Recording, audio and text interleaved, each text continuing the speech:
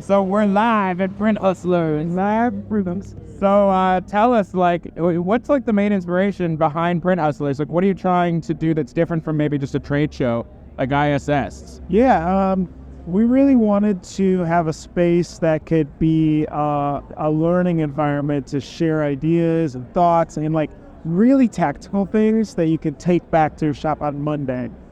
That was the goal. It really started to turn, though, into a way to spend time with each other and just hang out and have a nice time away and share all these things and take it back. And so this is the 7th annual one. Made Lab, hosted and planned and did all this stuff to execute it, which has been amazing with Brett, Bowden and Printed Threads team. So, we'll just keep on rolling. Yeah, it seems like you guys definitely have gone like very high level. Like nobody at all is talking about how to print. It's all been about like how to improve your business practices, how to improve your marketing, improve your like production workflow. And some of it has just kind of been inspirational. What was that kind of decision there where it's like, this isn't for beginners, this is for people that are already taking it to like another level? I think there's plenty of how-to screen print type stuff online. Mm-hmm. Everybody either learned off Cat Spade or Ryan Moore, and so it's like they crush it there. What I think is confusing for every business owner is that when do I hire a sales rep? How do I do this? Do I need someone in HR? What is HR? Managing my processes. All these things are so unknown and very gray. And so if we can just share tips and you pull little things here and there, then that's where, if you can improve 3 things going back and help amplify next year. Yeah. I think we did something helpful. Yeah, I think I definitely had like some great takeaways. I loved some of the talks just about figuring out ways to optimize your existing like revenue just to make more money out of that. But yeah. For you, I mean, you've been in the industry and you've kind of known everyone for so long. What was some of your favorite talks today? I mean, I think Steven kicking it off on automation, it really brought it down to being very practical in that, hey, look, here's how to apply automation to people and process and what tools and what are pitfalls there, what not to pick. For example, his line of like, there's no one solution to do everything. I wrote that down because it's such like we want this and we want this, especially as a software company, we want to add all this stuff, but it's really, no, we're creating a platform of tools and solutions to help. That was incredible. Nigel Barker just went on. His thinking of just sheer persistence, a guy coming from a family where he's supposed to be a doctor, to trying modeling, to getting photography. I mean, it was just like, you saw the progression. And just seeing him open up doors and meeting people and being so friendly still, that was really cool. Seeing AI with Michelle Moxley.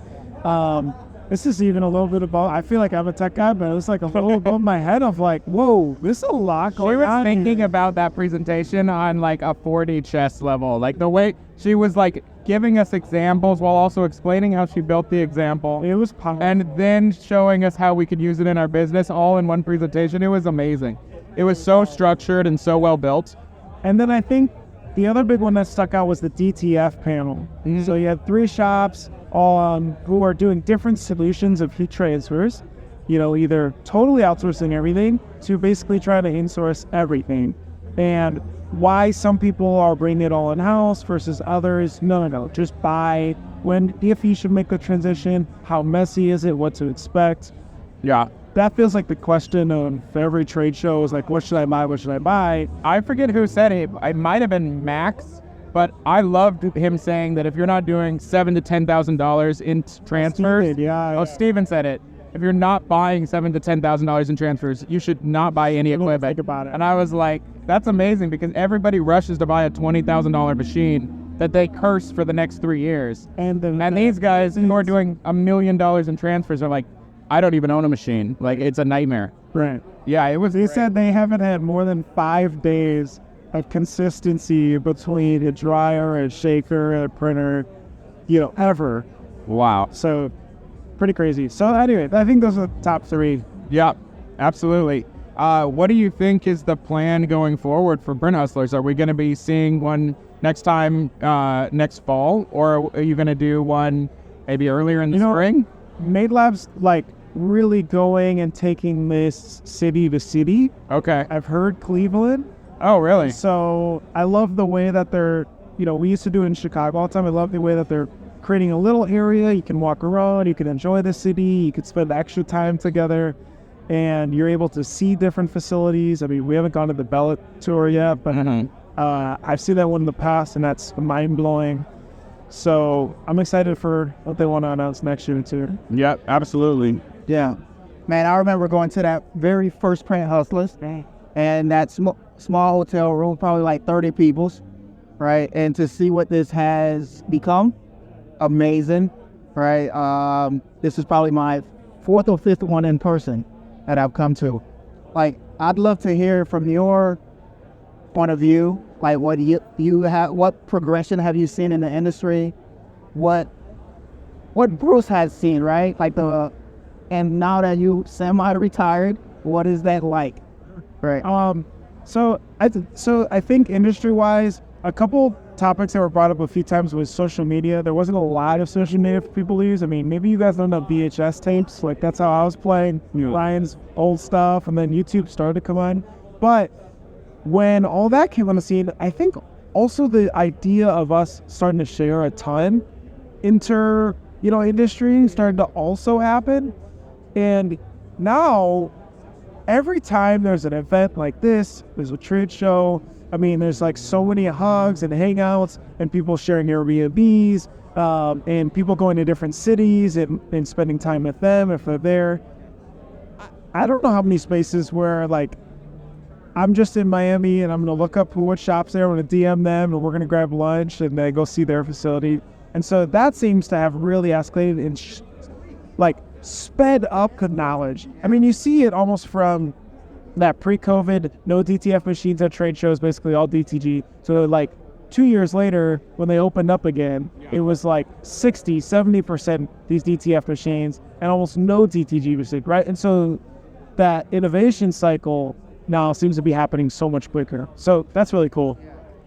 Yeah. That's awesome. I love what you guys have done with the software, with Printavo and Xsoft. You guys, yesterday you guys talked about a lot of integrating the product together.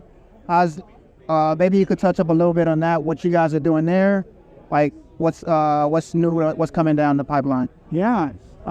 So as you mentioned, we've got an integration from all the e-commerce that Xsoft manages now. We're spending a lot of time just simplifying and building out that platform. The orders flow into a Printavo account that you can manage all the fulfillment work, the actual decoration work there. Inksoft just released this new clone stores functionality to create stores so much quicker. Printavo's working on the search revamp and receiving, which is really big, and in statements. We launched Graphics Flowout, which is like this huge art portal you can have on your website for inspiration for your customers who don't necessarily come in with art that's ready. And then a brand new tool that's more in the signage space called Sign Tracker was recently brought on in the fold too. So yeah, I mean, there's so much. There's almost 110-ish people. So, spaced out all over the U.S. and pretty big now. Yeah. Go for it. Oh. Yeah. So did you see this in your head? I know when you started like 10 years ago, could you have imagined what this would have been and this how your life would have turned out? I knew that we wanted to really fuck up the space in a good way. You know what I mean? I always felt that there's such an incredible opportunity to just when you look back and you're 80 and you go back and you're like, man, we did some damage and that was really cool. We had some great stories and awesome pictures. And I feel like we're maybe 40% of the way there. So we got a good amount of ways to especially when you see some of this AI stuff, you're like, oh my gosh, my brain's just churning, and could the art be way better? Could the customer service be way better? Could the order entry be way better? Could QA really work with computer vision? There's all these interesting ideas. So yeah, lot to go. Yeah, absolutely. Like when you looked at Michelle's talk and you started wondering how you could do those AI agents to do specific tasks for you that become kind of repetitive in a normal order flow, it was like, man, that's going to be killer in the next 2 years. Yeah, absolutely. Some of the AI things I feel like are getting there. They're still like, can I fully use this? But feels like duct tape still. Right. Where you're like, oh, it sort of works, and you slap it on. The improvement, though, of where it's come just in 12 months, when it wasn't even here a year ago, right, has been insane. So it does make you think, wow, in another 12 months, can this truly help someone be way more efficient? And, you know, even basics of, hey, give me event planning ideas. Name 5 event planning ideas with the restaurant names and phone numbers and different activities for a group of 25. And yeah, you know, Bing or ChatGPT can actually do that stuff. Incredible. So, I don't know, exciting stuff. Yep, absolutely. Well, I think we're all going to run in for happy hour, right? Let's do it. So, thanks so much for talking with us, and it was an awesome year. So, I would love to come back. All right. Yeah. Bye, guys.